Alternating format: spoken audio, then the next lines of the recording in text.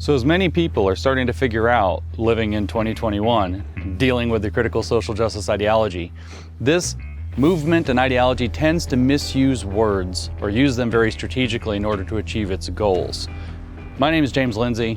I created the social justice encyclopedia called Translations from the Wokish on newdiscourses.com to help people understand these linguistic manipulations. And today we're going to break down inclusion.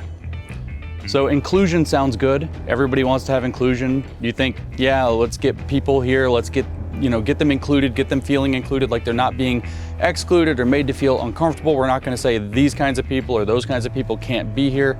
We're not going to say things that make people feel like they don't belong, that kind of stuff. That's what inclusion seems like it means, but within the movements in critical social justice, they have a very specific, different meaning, and what it boils down to is the justifications for censorship and purges.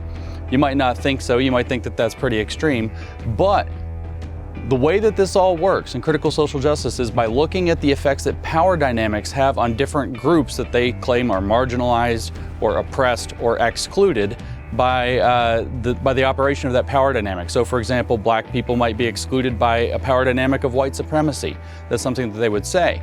So if somebody comes in and they do something that supports something that might be considered white supremacy, for instance, maybe they commit some kind of a racial microaggression, that doesn't create an inclusive space, so that language has to be censored. So censorship follows from inclusion.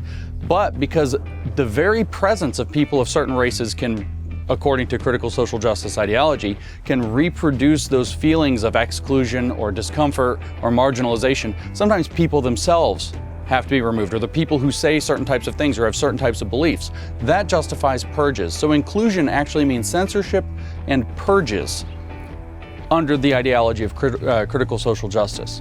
So if you want to understand more of these terms, visit the Social Justice Encyclopedia called Translations from the Wokish on newdiscourses.com.